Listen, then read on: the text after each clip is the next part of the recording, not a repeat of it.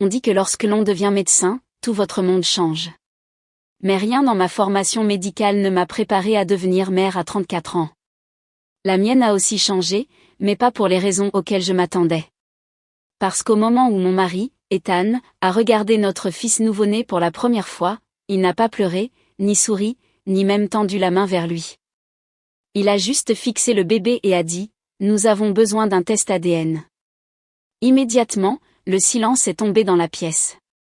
Puis, avec un sourire narquois des plus désinvoltes, il a ajouté « Il est trop beau pour être de moi ».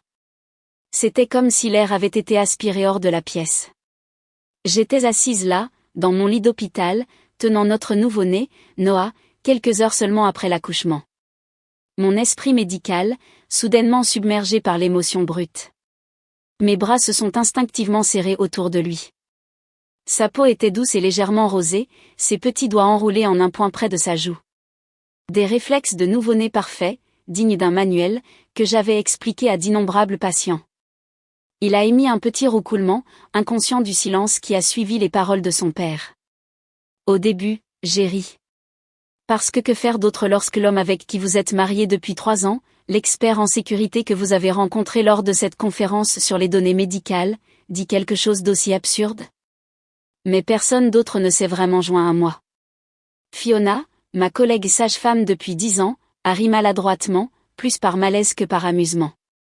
Ma sœur Vanessa, qui faisait défiler son téléphone près de la fenêtre, s'est soudainement raidie avec la vigilance que je reconnaissais de son attitude en salle d'audience. Ethan, ai-je dit en essayant de garder une voix légère, de quoi parles-tu? Il n'a pas ri. Il est resté là, les bras croisés, regardant Noah comme s'il analysait des données cryptées. Ses yeux se sont légèrement plissés et ce stupide sourire narquois n'a jamais quitté son visage. Je dis juste, Ethan a haussé les épaules, les yeux du bébé, ses cheveux, la petite fossette sur son menton. Allons, il n'y a aucun moyen qu'il ait hérité de tous les bons gènes. J'ai senti mes joues rougir, non pas à cause du compliment, mais à cause de l'insinuation. Ma poitrine s'est serrée comme un vaisseau sanguin comprimé, la pression augmentant à chaque battement de cœur. J'ai essayé de rire à nouveau, mais le rire est sorti faible. Alors, tu es sérieux? Tu veux vraiment un test? Mon cerveau médical calculait déjà les traits héréditaires et les probabilités génétiques. Ethan s'est approché du lit et s'est penché pour regarder Noah. Juste pour valider les données, a-t-il dit, comme si nous parlions de la sécurisation d'un réseau et non de la remise en question de la paternité de notre fils nouveau-né. J'ai senti une brûlure lente remonter le long de mon cou. Mes mains tremblaient alors que je déplaçais Noah dans mes bras, le berçant plus près de ma poitrine.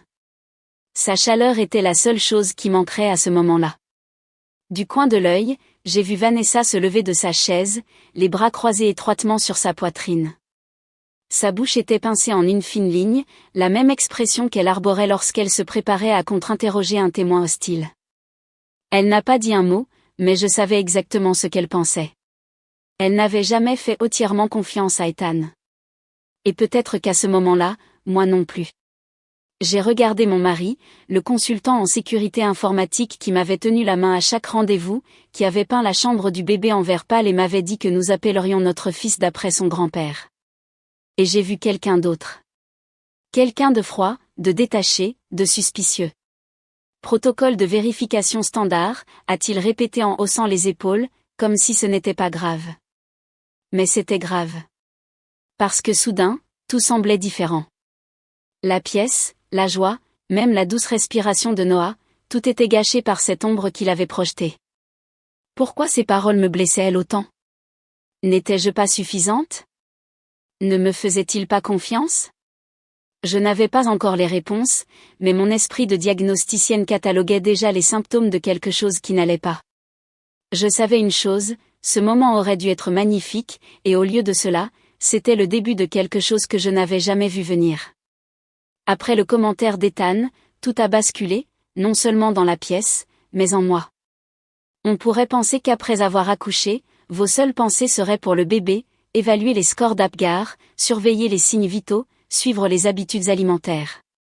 Mais ces observations cliniques étaient submergées par des observations émotionnelles. Au lieu de cela, je ne pouvais pas m'arrêter de penser à ce que mon mari, Ethan, m'avait dit. Nous sommes sortis de l'hôpital 2 jours plus tard. Ma sœur Vanessa a insisté pour rester avec nous pendant un certain temps pour aider, mais je savais qu'elle ne faisait pas confiance à Ethan seul avec moi. Je lui ai dit qu'elle était dramatique, invoquant le secret professionnel avocat-client là où il n'existait pas. Elle n'a pas discuté. Elle m'a juste lancé ce regard, les lèvres serrées, les yeux perçants d'un examen juridique minutieux sous l'inquiétude. Ethan, d'un autre côté, agissait comme si tout était normal. Il n'a plus jamais mentionné le test ADN, pas une seule fois. Il changeait les couches, faisait des blagues sur le manque de sommeil, prenait même quelques photos soigneusement cadrées avec Noah, bien qu'il ne les ait jamais publiées, invoquant des soucis de sécurité numérique. J'ai essayé de laisser tomber, de me convaincre que c'était une blague stupide dite au pire moment possible. Mais quelque chose en moi avait commencé à me faire mal, une sorte de douleur sourde et lancinante, le genre de douleur que vous ne pouvez pas diagnostiquer mais que vous ressentez dans vos os. Ce n'était pas seulement le commentaire, c'était la façon dont il regardait Noah parfois, comme s'il le scannait à la recherche de vulnérabilité. Je l'ai surpris une nuit, debout au-dessus du berceau, à le fixer. Il n'a pas remarqué que je le regardais. Son front était plissé, ses yeux légèrement plissés, comme s'il cherchait des clés de chiffrement cachées dans les traits de notre fils. Quand je suis entré dans la pièce, il a sursauté légèrement et a ri en s'excusant. Juste une reconnaissance faciale, a-t-il dit. J'ai souri, mais quelque chose dans son ton a fait jaillir mon instinct de diagnosticienne. Puis, de petites choses ont commencé à se produire, des choses que ma formation médicale aurait rejetées comme des coïncidences si je n'étais pas déjà sur les nerfs. Une sage-femme de l'hôpital, Fiona, ma collègue de 10 ans, a appelé un après-midi en disant qu'ils mettaient à jour leur dossier de base de données médicales. Sa voix était professionnelle, mais j'ai perçu cette légère tension vocale que j'avais entendue des milliers de fois lorsque des collègues essayaient de cacher leurs inquiétudes. J'ai accédé à mon portail hospitalier et lui ai donné le numéro de dossier médical de Noah. Elle a marqué une pause avant de dire que tout était correctement documenté. Je lui ai demandé directement si quelque chose était signalé dans le système. Elle a dit non, mais sa voix avait la même cadence que nous utilisons lorsque nous omettons des détails préoccupants aux patients. Plus tard dans la nuit, je me suis connecté au système de dossiers médicaux de l'hôpital et j'ai examiné les dossiers de Noah, remarquant quelque chose qui a déclenché mes alarmes cliniques, le numéro de dossier médical électronique qui lui avait été attribué à la naissance. L'un des chiffres était différent du mien. Juste un caractère dans la séquence alphanumérique. Une erreur de saisie de données, peut-être. Mais une fois que votre esprit analytique commence à se poser des questions, la formation médicale exige que vous enquêtiez plus avant. J'ai consulté des revues médicales et des protocoles de sécurité hospitaliers sur l'identification des patients pendant des heures. Je suis tombé dans un terrier de lapin basé sur des preuves que je n'avais jamais eu l'intention de trouver. J'ai finalement montré mes découvertes à Ethan, pensant que ses connaissances en sécurité informatique apprécieraient les implications systémiques. Tu es sérieuse, là, a-t-il dit en riant avec un étonnant dédain. C'est toi qui étais en colère contre moi pour avoir seulement suggéré que quelque chose n'allait pas, et maintenant tu agis comme si le bébé n'était peut-être pas le nôtre. J'ai ouvert la bouche pour présenter mes preuves, mais il a continué, Olivia, tu fais l'expérience d'un biais de confirmation. Tu viens d'avoir un bébé, tes niveaux de cortisol et d'ocytocine fluctuent énormément. Ne laisse pas la paranoïa compromettre ton objectivité. Il m'a embrassé le front et s'est éloigné, me laissant debout avec une tablette pleine de dossiers médicaux et un esprit plein d'hypothèses contradictoires. Peut-être que son évaluation était correcte. Mais si tout était médicalement sain, pourquoi ne pouvais-je pas faire taire mon instinct clinique qui me disait que quelque chose n'allait pas? J'ai commencé à tout examiner avec un œil professionnel, l'acte de naissance de Noah, les dossiers électroniques, les données d'échographie, les marqueurs biométriques et les photos. Je suis devenu quelqu'un que je ne reconnaissais pas, un médecin avec un nouveau-né dans un bras et l'accès à des bases de données médicales montrant des anomalies statistiques dans l'autre. Je ne voulais pas croire qu'Ethan était sérieux au sujet du test, mais maintenant, au fond de moi, mon esprit scientifique n'était plus aussi sûr qu'il avait tort de s'interroger. Et cela me terrifiait. C'est quelques jours plus tard qu'Ethan a de nouveau abordé le sujet. Il ne l'a pas fait pendant une dispute, ni même avec une once de colère. Il l'a juste dit avec désinvolture en prenant un café, comme s'il discutait de protocole de chiffrement. J'ai trouvé un laboratoire privé qui fait du séquençage génomique rapide, a-t-il dit en prenant une gorgée de sa tasse. Conforme à la loi IPAA, certifié ISO, norme de confidentialité de niveau militaire. J'ai cligné des yeux, mon détachement clinique me faisant momentanément défaut, le café chaud me brûlant la paume. Tu es toujours là-dessus ? Il a levé les yeux. Ses yeux étaient calmes, mais trop calmes. La neutralité étudiée de quelqu'un qui compartimente les données. Je pense que ça nous donnera à tous les deux une certitude basée sur les données. À tous les deux. Je n'ai pas répondu tout de suite. J'ai regardé Noah, qui était blotti sur ma poitrine, ses petites lèvres tremblant dans son sommeil paradoxal, ce que ma formation médicale reconnaissait comme un développement parfaitement normal. Il était si paisible, si parfait. Chaque signe vital était exactement là où il devait être. L'idée que quelqu'un le remette en question, même son père, me semblait une violation éthique de mon serment de médecin et de mon instinct de mère. Mais en même temps, j'avais aussi enquêté sur des incohérences, n'est-ce pas ? Le numéro de dossier médical qui ne correspondait pas, l'hésitation professionnelle de Fiona, la façon dont Ethan analysait Noah dans le noir comme s'il cherchait des anomalies dans un code. Je croyais que tu avais dit que tu plaisantais, ai-je murmuré, toujours en surveillant les schémas respiratoires de Noah pendant que mon cœur s'emballait contre son rythme régulier. Ethan a haussé les épaules. Évaluation des risques. Mais sérieusement, Olivia, des preuves empiriques ne t'aideraient-elles pas aussi ? Ton comportement d'observation montre des réponses d'anxiété élevées, des symptômes classiques de biais de confirmation. Il n'avait pas tort dans son évaluation clinique, mais quelque chose dans sa façon de s'exprimer sonnait faux. Pas inquiet, algorithmique, comme s'il avait déjà cartographié l'arbre décisionnel et me guidait vers le résultat qu'il avait prédéterminé. Cette nuit-là, je n'ai pas dormi. Ma formation médicale luttait contre mon instinct maternel et mes soupçons professionnels. Je continuais à regarder Ethan du coin de l'œil, non pas parce que je pensais qu'il ferait du mal à Noah, mais parce que j'ai réalisé que je ne connaissais pas le consultant en sécurité que j'avais épousé lors de cette conférence sur les données médicales il y a 3 ans. Ou peut-être que je ne l'avais jamais connu au-delà des références et des présentations sur la cybersécurité qui m'avaient d'abord impressionné. Le lendemain matin, j'ai accédé directement au système de dossier de l'hôpital avec mes identifiants de médecin.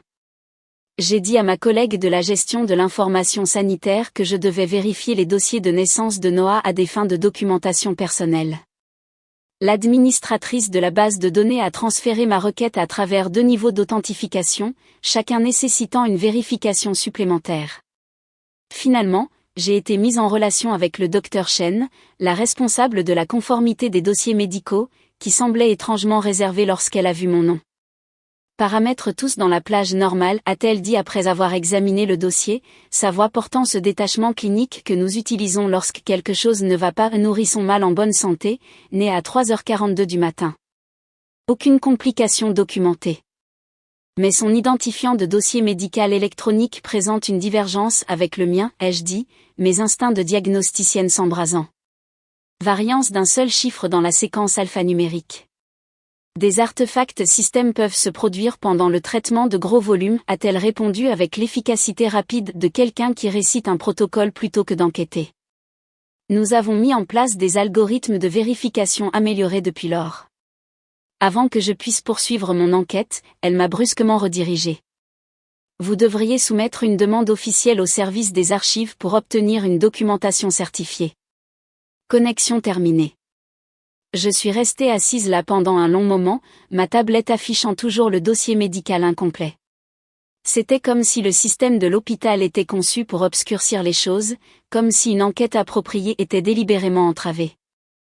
Le même jour, j'ai commencé l'analyse médico-légale de l'empreinte numérique d'Ethan, ses références, ses certifications professionnelles, les actes de conférence, tout ce à quoi je pouvais accéder avec mes privilèges de base de données médicales.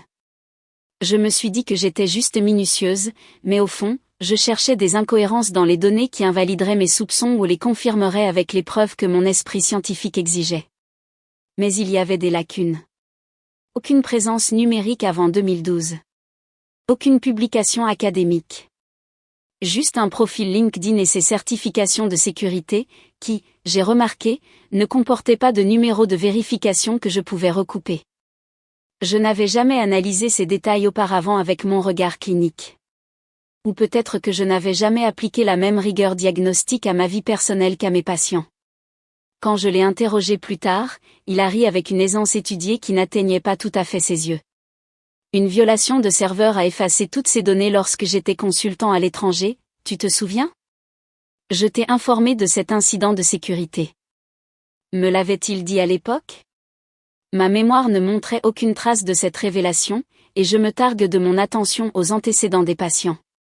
Chaque anomalie dans les données ressemblait soudain à un symptôme clinique.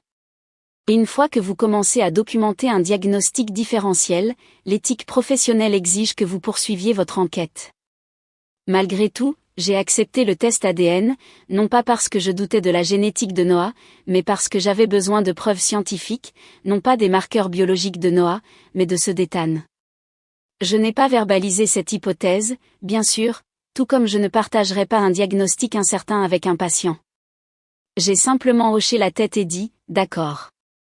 Et au moment où j'ai consenti, Ethan a expiré, affichant des signes physiologiques de soulagement que mon œil exercé ne pouvait manquer. C'est à ce moment-là que mes instincts diagnostiques se sont cristallisés avec certitude. Il n'avait pas peur de ce que l'analyse génétique pourrait révéler sur notre fils, il avait peur que j'arrête l'enquête avant qu'elle ne révèle quelque chose sur lui. Le test ADN était prévu pour jeudi. Ethan s'est occupé de tout, il a recherché l'établissement, vérifié ses références, nous y a même conduit tout en expliquant leur méthode de séquençage comme s'il s'agissait d'un audit de cybersécurité de routine. Il était calme, trop calme, avec le sang-froid de quelqu'un qui sait exactement quel sera le résultat. Pendant ce temps, j'avais l'impression que ma poitrine était comprimée par un fil chirurgical qui se resserrait chaque fois que je captais son reflet dans le rétroviseur. Noah était dans son siège auto à l'arrière, clignant des yeux vers le plafond, enlevant ses petites chaussettes avec des réflexes moteurs parfaits, dignes d'un manuel. Il était le seul dans la voiture dont les signes vitaux semblaient normaux. J'enviais sa paix physiologique. Nous avons soumis les échantillons, le mien, celui d'Ethan, celui de Noah, et on nous a informé que nous recevrions les résultats dans 5 jours ouvrables. Ethan a tenté de plaisanter en sortant, quelque chose comme « Je parie que sa séquence génétique est à 80% parfaite, 20% dépanneur. » Mais j'ai à peine traité ces paroles. Mon esprit médical calculait déjà les probabilités et se préparait à de multiples scénarios de diagnostic. 5 jours. 5 jours à exister dans cette incertitude clinique, sachant que mon mari remettait en question la paternité de notre fils et reconnaissant que mon évaluation professionnelle de l'identité d'Ethan était fondamentalement erronée. Cette nuit-là, je n'ai pas pu dormir. Mon rythme circadien était complètement perturbé par les hormones du stress. Je suis restée allongée dans mon lit, faisant semblant de lire des revues médicales sur ma tablette pendant qu'Ethan affichait des habitudes de sommeil normales à côté de moi. Mais mes pensées maintenaient des voies neuronales hyperactives. Son explication de la violation de serveurs concernant l'historique numérique manquant continuait de déclencher mes soupçons diagnostiques. Cela se présentait comme un historique de cas soigneusement construit plutôt que comme une expérience vécue. Pourquoi ne pouvais-je me souvenir d'aucune documentation antérieure de cet événement significatif dans notre relation? Le lendemain matin, j'ai laissé Noah avec Vanessa et je suis retournée à mon hôpital, non pas en tant que patiente, mais en tant que Dr Olivia Miller, gynécologue obstétricienne. J'ai dit à la réception que je devais examiner des dossiers pour un projet de recherche. Techniquement vrai, même si la recherche était profondément personnelle.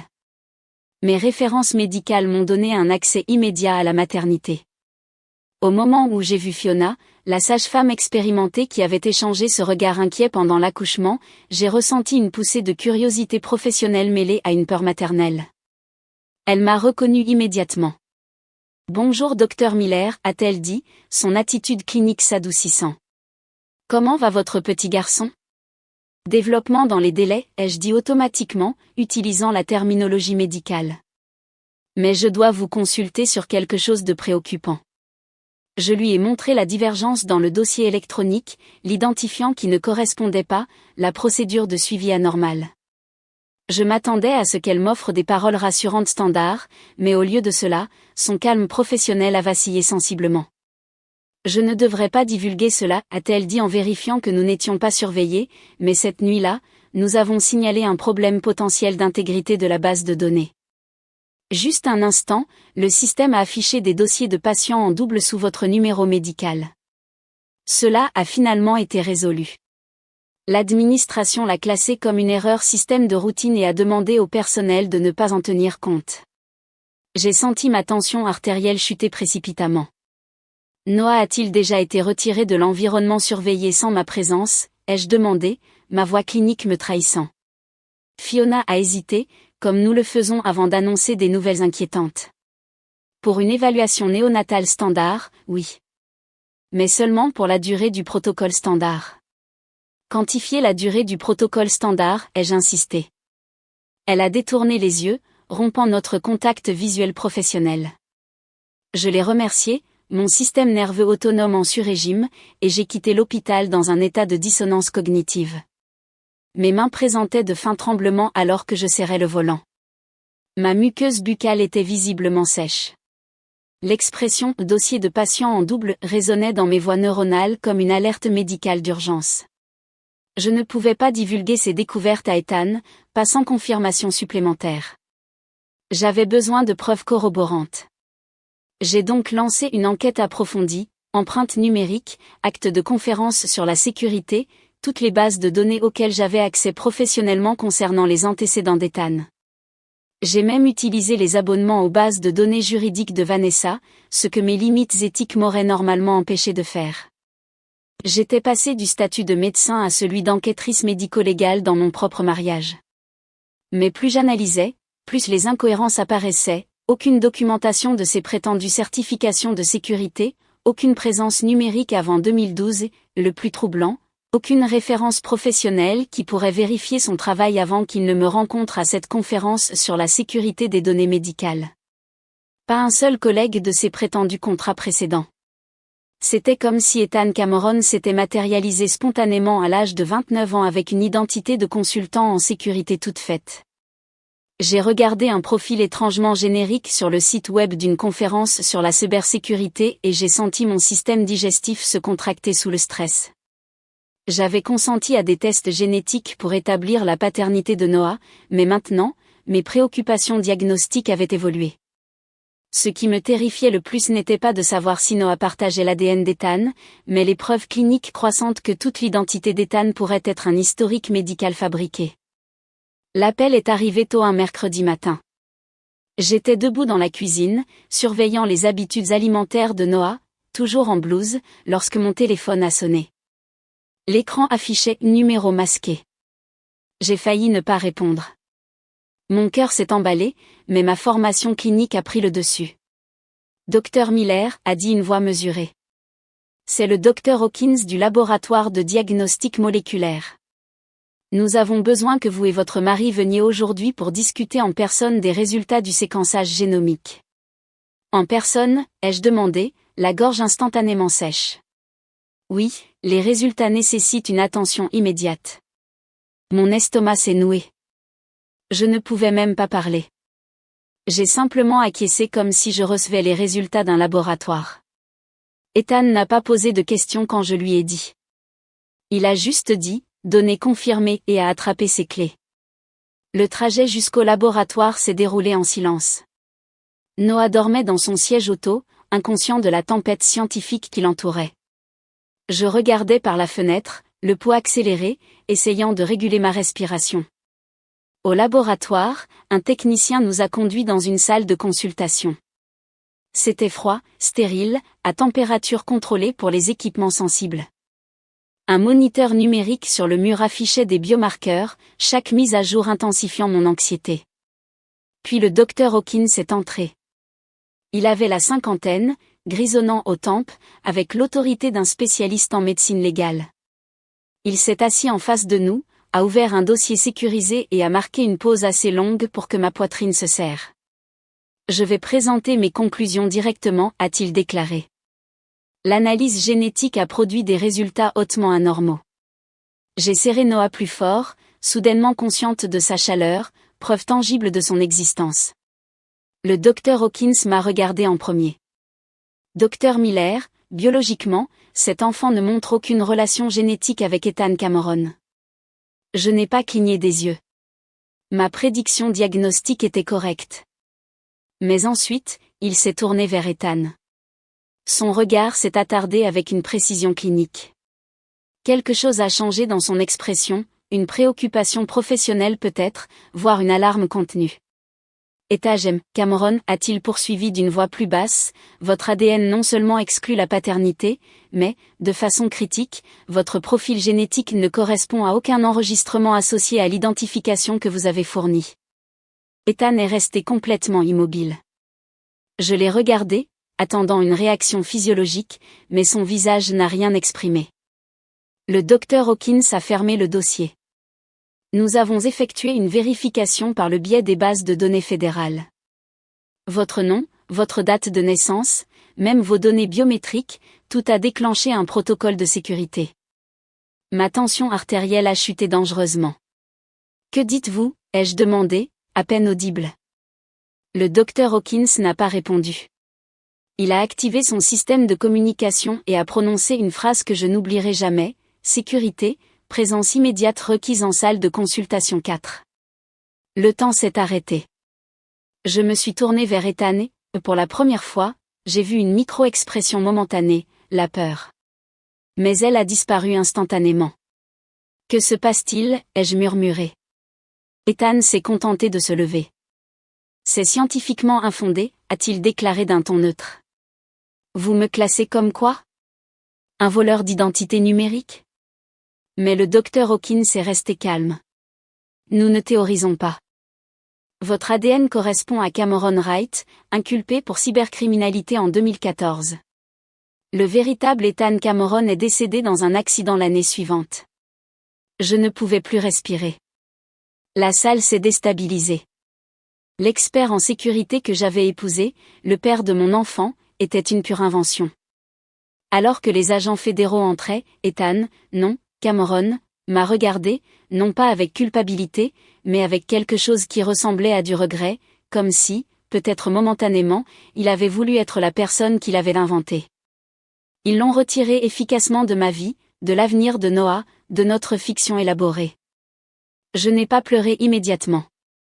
Pas pendant son arrestation, pas pendant qu'on l'escortait, pas même lorsque le docteur Hawkins a transféré le rapport génétique à mes identifiants médicaux.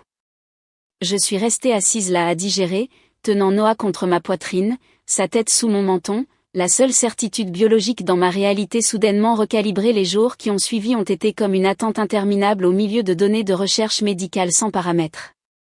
Tout a ralenti. Jugement clinique suspendu. Des revues médicales m'ont contacté lorsque l'affaire est apparue dans la littérature professionnelle, violation de la sécurité des soins de santé perpétrée par le biais d'une relation avec un médecin, l'ont-ils qualifié. Une affaire de vol de données médicales avec des éléments de fraude d'identité. J'ai rejeté leur formulation clinique. Ce n'était pas de la recherche, c'était ma vie. L'enquête a révélé que Ethan Cameron avait créé de multiples identités numériques, échappant aux poursuites et accédant au réseau de soins de santé à l'échelle nationale. Il n'était pas physiquement violent, mais le traumatisme psychologique était plus profond que n'importe quelle pathologie que j'avais diagnostiquée. Quel genre de personne construit une fausse identité pour infiltrer les systèmes médicaux? Et, plus troublant encore, quel genre de personne engendre un enfant au sein de cette tromperie? Pendant des semaines, j'ai analysé chaque interaction de manière diagnostique, chaque conversation, chaque geste, cherchant des symptômes que j'aurais dû détecter. Mais la vérité est que les individus ayant des tendances antisociales excellents à refléter exactement ce dont leurs cibles ont besoin. Ce qui m'a le plus choqué, Noah était génétiquement mien. J'avais craint un échange de nourrissons potentiels ou une erreur d'identification, mais l'enquête a confirmé ce que Fiona avait essayé de me dire, il y avait eu une anomalie du système, mais elle avait été corrigée avant la sortie de l'hôpital. Noah était resté sous surveillance appropriée tout le temps.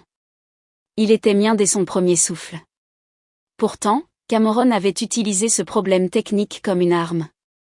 Il avait amplifié l'incertitude, dirigé mes soupçons ailleurs pour protéger sa couverture. Méthodique. Malveillant. Calculé. Il m'a fallu des semaines pour prononcer son vrai nom. Plus longtemps encore pour cesser de l'appeler Ethan dans mes pensées. Maintenant, il n'y a que Noah et moi. Nous sommes restés chez Vanessa temporairement, ma sœur qui n'a jamais dit « je t'avais prévenu ».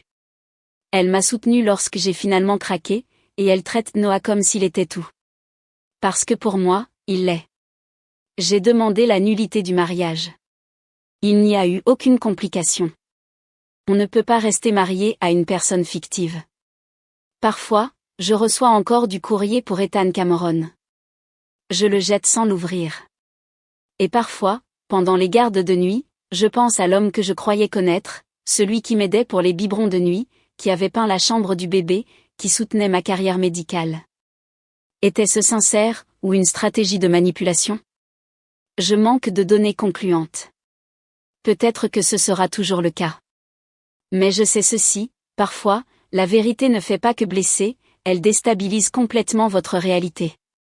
Elle force une reconstruction complète, exige que vous redécouvriez votre identité indépendamment de qui vous pensiez être votre partenaire. De ce recalibrage douloureux naît la résilience. Vous vous redécouvrez. Et j'ai trouvé Noah. C'est plus que suffisant. Je fais maintenant des présentations lors de conférences sur la cybersécurité médicale. Si vous avez déjà ressenti de l'incertitude quant à vos relations professionnelles ou à votre instinct clinique, sachez que d'autres partagent cette expérience. Parfois, des diagnostics difficiles conduisent aux traitements les plus efficaces. Si ce cas vous a interpellé, vous a apporté un éclairage nouveau ou a renforcé votre confiance en votre instinct, veuillez le partager avec des collègues qui pourraient en bénéficier et suivre mes recherches pour des protocoles de sécurité fondés sur des données probantes. Votre engagement fait progresser la sécurité médicale plus que vous ne le pensez. D'ici la prochaine fois, gardez à la fois votre vigilance clinique et votre humanité.